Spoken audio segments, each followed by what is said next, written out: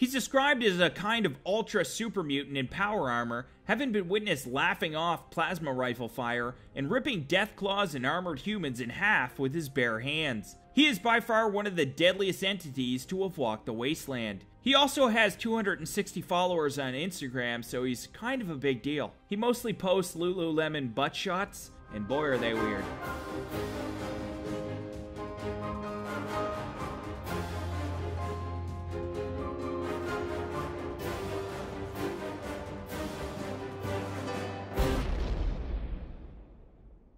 At number 10, we've got Mr. Burke. Now, you meet this nefarious character in Moriarty's Saloon in Fallout 3. Now, I know what a lot of you guys are probably thinking. You're thinking this guy looks like a finicky little fuckboy who wouldn't hurt a fly, right? Wrong! Burke wouldn't just hurt a fly. No. He would strangle that fly to death in a room filled with photos of Jeff Goldblum, so that the fly would die knowing even Jeff Goldblum couldn't save him. Now, how fucked up is that? Mr. Burke will offer you 500 caps to rig the bomb in the center of Megaton to explode, killing all of the residents. He is also the right-hand man of hoteler Alistair Tenpenny. Now you may be thinking, why would Burke be on this list and not Tenpenny, right? Tenpenny is the guy in charge, so clearly he is more insane. But no, actually, he isn't. Tenpenny was an old elitist fucker who didn't want Megaton skanking up his sunsets, which for sure is pretty evil. And he was willing to hire you to blow up Megaton to class up his balcony view a bit. So yeah, I grant you, Tenpenny likely isn't volunteering to be a mall Santa anywhere, okay? But he's an elitist, not a murderer. However, the biggest difference between Tenpenny and Burke is that Tenpenny wants all the residents of Megaton to be evacuated before you blow up the bomb. Whereas Burke, that sick fuck, wants you to blow it up with all the people still inside. Honestly, what really makes Mr. Burke so ominous in Fallout 3 is the fact that when you first meet him, you think he's actually just following orders. Like, he's following Alistair Tenpenny's orders, and that's why he's so fucked up. Then later you realize he actually has more depraved ambitions than even Alistair Tenpenny himself, and that he may just be helping Tenpenny because that puts him in a position to hurt the most people. Needless to say, Mr. Burke wasn't held enough as a baby, I think. Chances are his mother probably dropped him right on his fucking brain, so that all his fetishes got squished together with all his violent tendencies, and now he can't even say the word bomb without leaking pre-cum into his tidy whities. However, that is just my theory. He is intelligent, a skilled gunman, very good at stealth, intimidation, and he's wealthy. So automatically, he just thinks he's better than most people. His only real goal in Fallout 3 is to hurt and kill as many people as possible, and he'll kill anyone who tries to stop him or slow him down. I rate this character one lady who thought it would be fun to French kiss a whale. Mistakes were made! Mistakes were definitely made! At number 9, we've got Pickman. Pickman is sort of a vigilante lunatic in Fallout 4. Although he's not specifically a villain, he definitely gets an A for crazy. Now, he's incredibly capable in the sense that he survives countless encounters with raiders all by himself. I mean, Pickman is the type of crazy that appears normal on the outside until one day you see him dry humping a severed head in a bouncy castle somewhere. Hey, Pickman, what you got there? Oh, good God! Alright, super. I'll just leave you to it then, man. Now, what makes him insane in Fallout 4 is he doesn't just kill the raiders, no. He butchers them and takes home some souvenirs to remember them by. And I'm not talking about overpriced snow globes that break if you get a little too excited. No, I'm talking eyes, ears, and ball bags. You know, real psycho shit. Pickman is a man with a strong dislike for raiders, killing any raiders that wander into his home. While generally presenting himself as calm, cool, collected, and polite, he's actually extremely disturbed, just casually mentioning his hobby of collecting raiders' heads. Now, the sole survivor first meets Pickman deep within the tunnels of Pickman's gallery while he is being attacked by Slab, a raider who wants to take revenge on Pickman for killing his men. Now, if the sole survivor kills Slab and the two raiders on either side of Pickman and then speaks to him after, they are rewarded with Pickman's key, which opens the safe on the ground floor of the gallery, which contains Pickman's blade and Pickman's thank you note, which just reads, "Thanks, killer." Most times I get notes from serial killers, I'm like, oh god, no, fuck, no, oh shit! But this one's kinda nice, to be honest. It's also possible to find Pickman's calling card on random encountered bodies placed throughout the Commonwealth. The note simply reads, "Pickman was here, find me if you dare," with a large blood heart. basically antagonizing more raiders to come find him so he can kill them too. Now, I used to leave notes all over the Commonwealth as well to warn my enemies, but my notes just said, "Curiosity killed the cat," and it was written in blood, and it had a picture of my dick glued to the back of it. I'm pretty sure they got the message. Oh yeah. Yeah, they got the message, alright. I rate this character one dog that sits in a chair like a freak. This is my safe position. At number 8, we've got Legate Lanius. Now, Lanius is Latin for butcher, which I think is pretty suiting. Legate Lanius is the military leader of Caesar's Legion and the final boss of the main story of Fallout New Vegas in 3 out of 4 endings. He resides at Legate's camp, located just beyond Hoover Dam, where the final battle takes place, and he cannot be reached until the end of the game. Lanius is the Legion's most savage and bloodthirsty warrior of all, and even Caesar himself says he's only in it for the killing, which is definitely on the list of the most fucked up things to say during a job interview, right? So Kyle, why do you want to work here? Honestly, I'm just in it for the killing. Okay, pump the brakes there, psycho. We try not to kill anyone here at Target, okay? Now, if Caesar dies, Lanius becomes the new Caesar, and the Legion becomes far more brutal under his leadership. Like, for instance, they'll just start spanking random people on the bare ass for no reason and picking up wounded animals right by the nipples. Because they simply just don't give a poop emoji, you know? Now, if the courier decides to side with the Legion, Legate Lanius will be the one who gives the player the order to attack Hoover Dam, and also the one who congratulates the player after the Legion has won the battle. Now, Lanius is by far the Legion's most physically powerful member, being a massively tall and muscular man sporting an intimidating golden suit of armor with a mask in the image of the Roman god of war Mars, and wielding an enormous sword known as the Blade of the East. He's also known to have a bit of a temper, and anyone who crosses him might just get thrown off a fucking roof. No, no, no, no, no, no!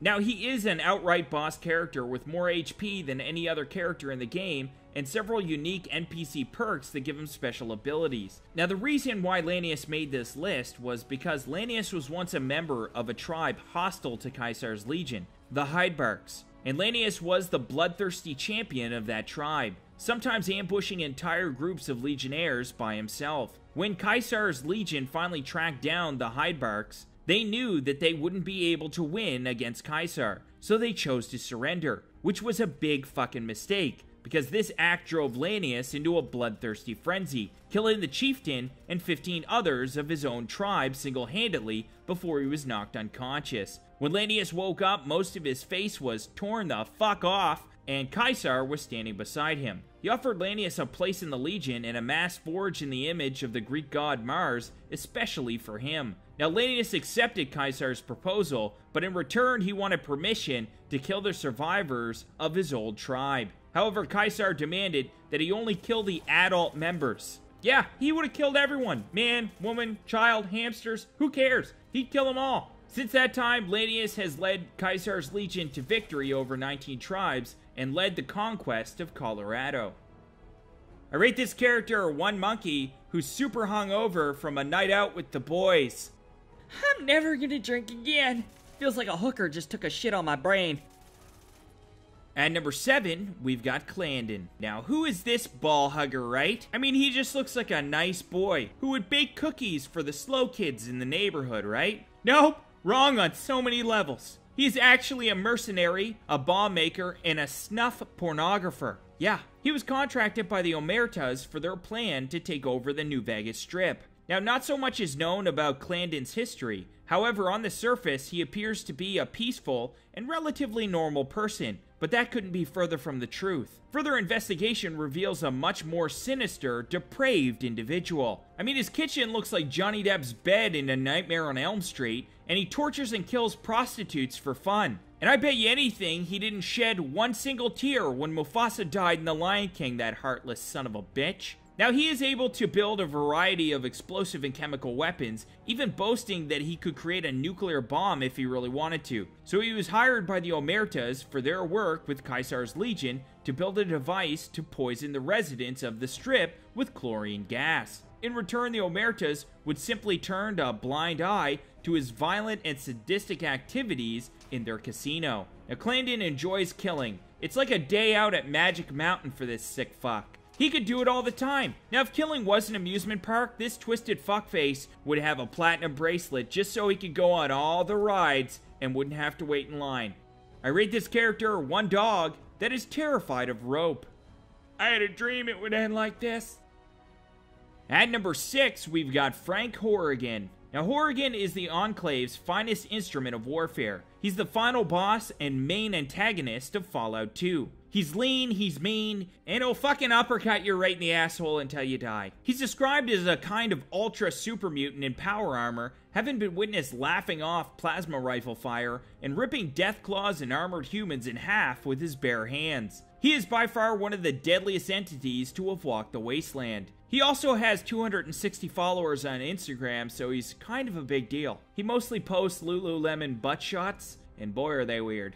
Now, originally, he was a Secret Service agent for the Enclave president, Dick Richardson, aka Big Floppy Richard. Horrigan was sent out with several other teams to search for slaves for use in excavating the remains of the Mariposa military base. In September of 2236, scientists unearthed the FEV, and mutations began to occur amongst those who came in contact with it, including Horrigan, who just loves to handle strange substances but refuses to wear gloves. Eventually, this would turn him into a super mutant, and the Enclave created a modified version of power armor specifically to encapsulate Horrigan's girthy body. The suit basically became a part of him. He could literally not be separated from his suit even if you promised to give him a Butterfingers, as it would continually pump him full of drugs that kept him alive. However, he would still beat your ass and take that goddamn Butterfingers, so don't just go waving that shit around. Sometimes he was referred to as a walking nuke or, oh my god, what the fuck is that thing?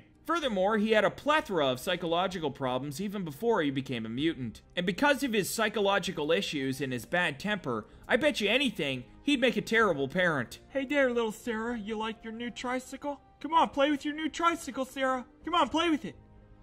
Play with your fucking tricycle. Standing more than 12 feet tall, Horrigan is significantly taller and bulkier than a standard super mutant. Although of generally low intelligence, Horrigan noticeably lacks the simple-minded moronic mental deficiencies that commonly plague other super mutants. He can speak in complete sentences and seems to be fully aware of what he's doing when he's ripping motherfuckers in half. Basically, he's an ultra-violent thug and psychopathic killer engineered by the Enclave as a perfect weapon of war. I rate this character one squirrel who's terrible at hide and seek. Phil, I can see you, man. No, you can't. Yes, I can. You're standing on that piece of wood. Nope, wrong. Totally wrong. At number 5, we've got Mortimer. Now, Mortimer is a cannibalistic, high-ranking member of the White Glove Society and a snazzy fucking dresser. He works as a front desk manager and is Marjorie's assistant and right-hand man at the Ultralux Casino in 2281. Unlike the other reformed members of the group, he considers the present direction of the White Glove Society as misled. He views the society as an elitist institution, which, by denying themselves access to such exotic meat, has taken away from the only reason for the group to exist. Basically, he's saying, if we can't eat humans, then what's the fucking point, Marjorie? Okay? Human eating is kind of our gimmick. Okay? Without it, we're just a bunch of weirdos who dress up and meet once a week. Now, he does not openly share his cannibalistic views, okay? And it is only by exposing him during a speech at a special dinner hosted for the members of the society that he reveals his true nature. Basically, this sick fucker wants to eat poor old Ted Gunderson with some fava beans and a nice Chianti. And Ted Gunderson, wouldn't you know it, he doesn't want to be eaten, because that would fucking suck. Now, Mortimer is truly one of the most insane characters because even despite living a more luxurious lifestyle than 99% of the people post-war, he still isn't happy unless he's kidnapping and killing innocent people so he can eat them with his friends and feel superior to them by doing so. I rate this character playground equipment designed to capture stupid adults. You are a one big 6-year-old, I'll tell you what. What do you mean you're 47 years old? At number 4, we've got Dr. Braun. Now, Dr. Braun was the overseer of Vault 112, and he's what some doctors might call one twisted fuck. Now, Braun was locked in a Vault-Tec prototype simulation, appearing as a psychotic little girl named Betty. By his own choice, I might add. So right there, that's already raising some red flags about this crusty old lunatic. Other than having a predilection to dressing up like prepubescent girls, what makes this guy a true psychopath, you may be asking yourself, giving your brain a curious little tickle. Well, he created a simulation in Vault 112 called Tranquility Lane, and in that simulation, this twisted fucker does all sorts of nefarious shit to fuck with the inhabitants of Vault 112. Now you might be thinking, he's only torturing the inhabitants because that's the job Vault Tech paid him for, right? But guess what? It fucking wasn't. One might even be able to speculate that the only reason he tortures the inhabitants is because it actually makes his nipples fully erect like tiny little horny spaceships. Now, Vault 112 was one of the last vaults to be constructed. The construction started in November 2068 and finished in June 2074. It was designed to accommodate only 85 occupants, who would be suspended in a virtual reality world for the indefinite duration of the vault's experiment. The simulator, aka the Puppet Master, was none other than Dr. Braun. Now, Braun was the inventor of the Garden of Eden creation kit, and it initially contained several simulated utopias. The system should have permitted a select few to live a perfect life virtually, if not practically forever. However, Harry Balls Braun over there said fuck that and just did his own thing. What Vault 112's occupants didn't know was that once they entered the virtual reality pods, Braun would exercise complete control over the simulation, turning himself into a sort of virtual god. They became his little playthings, completely at his mercy. Now, once Braun got bored of forcing them to do remedial and disturbing shit, like, I don't know, playing ping pong in short shorts that don't fully conceal your ball bag, he went ahead and decided to step up his nutcase status by a whole 10 levels, and virtually started killing each and every one of them. When he finished killing the Vault's population, he would just wipe their memory and then resurrect them within the next simulation and proceed to murder them yet again. Needless to say, Tranquility Lane was a fucking nightmare, and Braun was a bit of a dick. Imagine waking up in a quaint little cul-de-sac all discombobulated, only to have the pint-sized slasher popping out of shrubs and stabbing people right in their fucking faces. Sounds like a real treat, right? Wrong, it doesn't sound like a treat at all. It in no way sounds like a treat. In no way. Now, Braun went through several simulations prior to initiating Tranquility Lane. The simulation reminded him of his hometown, but was distinctly American. Braun's subjects were naturally at home and felt safe in this environment, which made it more satisfying for him when he would terrorize them. Now, by the time the Lone Wanderer came upon Vault 112, the simulation had been going on for at least several decades, giving Braun the award for most twisted old virtual fucker on the planet. Congrats. I rate this character one guy who likes to ride his human to work. Mush, my human! Take me to work, human! Go, mush! Don't make me spank your ass again! At number 3, we've got Kellogg. Now, Conrad Kellogg, aka Kellogg's Rice Krispies, is one of the primary antagonists in Fallout 4. He is an Institute asset in the Commonwealth, in which he's involved in all kinds of nefarious shit. He's a real scoundrel, this Kellogg, alright? He even shoots the main character's spouse in the face at the beginning of the game, just to prove he gives zero fucks. Kellogg was born in the New California Republic in 2179, 108 years before the events of Fallout 4. Yep, that's right, he's old as tits. Now, he was born to an abusive father and a loving but weak-willed mother. You know, she was weak-willed. You know, the type of person that can't fart without shitting a little by accident. One day, when he was like 9, his mother handed him a gun, stating he was the man of the family now, and that he needed to protect them. And I must have missed that page in Parenting 101 where they said, it's a good idea to give a 9-year-old a big fucking gun. Needless to say, when he grew up, he became a mercenary. He then moved to San Francisco, got married to a woman named Sarah, and had a daughter named Mary. However, his family later got killed by enemies that he had made while working as a mercenary. Now, eventually he headed east and was called to the Institute. They wanted him to stop intruding on their work, and he wanted to get paid to stop intruding on their work. To which they replied by trying to have him killed, but Kellogg don't play that shit. So he beat their asses. And once the Institute failed at killing him, they said, what the hell, you want a job? Now, working for the Institute, he was eventually ordered to retrieve Sean from Vault 111 with a group of scientists. Things got a little rambunctious when Sean's mother said, don't take my baby, to which Kellogg shot her in the fucking face. As you do when you're kidnapping babies. Mom gets out of line, then you shoot her in the face. Simple math, really. In summary, Kellogg is a morally ambiguous enhanced human who will kill or do anything to make money. He's a skilled gunman who rarely fucks around, especially when it comes to shooting discombobulated women coming out of cryostasis. I rate this character 2 ducks getting robbed by a lovable kitten. I won't tell you again. Hand over the goods, or Daffy here's gonna get a fucking haircut.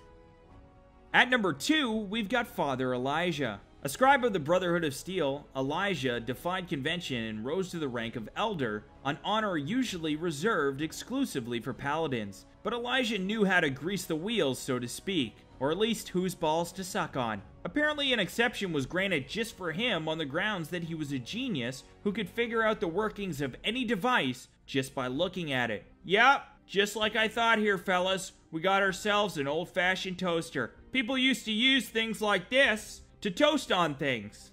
Excuse me, Father, could you elaborate? Shut the fuck up, Billy! That's all you get! Toast on things, that's what it was used for. Toasting on things. Basically, he was smart as tits, so the Brotherhood just gave him whatever he wanted or needed. Now, Elijah eventually revealed himself as a brutally pragmatic and altogether unpleasant leader. He was also a pathological control freak, and when he had sex, he would dress up like a Tyrannosaurus and have someone fart in his mouth. He was a really weird guy. Okay, I made that last part up. But in all fairness, he easily could have been that kind of weirdo. He often viewed people not as people, but as tools or equipment he could use to get a task done. This dehumanization makes him remarkably unempathetic and sadistic in terms of his goals. Eventually, Elijah stumbled across the Big Empty in his travels, where he found an incredible amount of rare pre-war technology that made him nut twice as soon as he saw it. He was captured momentarily by the think tank, but escaped in seconds. Later, he ran into a courier named Ulysses, who told him of the legend of Sierra Madre and convinced him to go check it out. Upon reaching the Sierra Madre, he found everything he could have hoped for and more. The cloud had somehow preserved the pristine nature of the casino and prevented it from decaying in all the centuries of disuse, in addition to serving as a deadly deterrent to potential intruders. He marveled at the casino's automated security systems and the invulnerable holograms perfected versions of the technology he had found at the Big Empty. He later used explosive collars to coerce captives into trapping other fortune seekers lured by the Sierra Madre's signal, forming a chain that eventually grew into teams conscripted to do Elijah's bidding or die. Choices, right? Basically, he's an old man who kidnapped and murdered countless people in pursuit of technology that he would have used to commit genocide on the entire West Coast. So he's pretty far from perfect. I rate this character one guy who just stubbed his toe really fucking hard. Fuck! Why does this table even exist? Why are you there?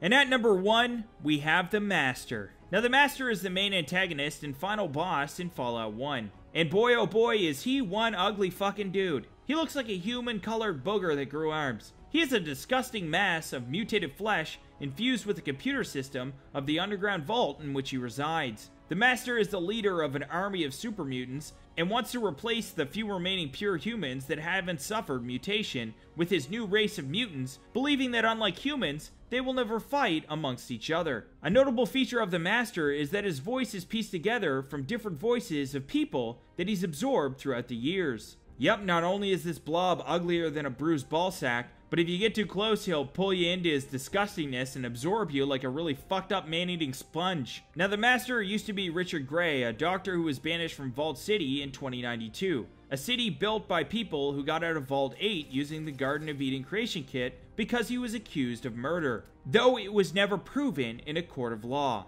I still think that he did it though, because let's face it, poor old Billy didn't beat himself to death with a hammer, did he? He also had a friend Harold who came with him when he was banished. After some trouble with mutants, Richard and Harold decided to find the origin of those mutants and went to the Mariposa military base where they killed most of the mutants until they found vats of forced evolutionary virus, or FEV. Harold barely escaped, but Gray was plunged into a vat of FEV by a robotic arm. You do gotta be careful around those robotic arms, because they will sneak right up on you and they'll push you dick first into a vat of chemicals. Floating in the vats for almost a month, the FEV virus transformed Gray into a lady killer. Just kidding! It basically turned him into a freak of nature. A blob-like being that would eventually become known as the Master, and would have a really hard time meeting someone on Tinder. Wow, Richard, you sound like a really nice guy. I can't wait to see what you look like. Holy motherfucker! What the hell is that thing? Over time, he expanded by absorbing creatures and people that went to the base,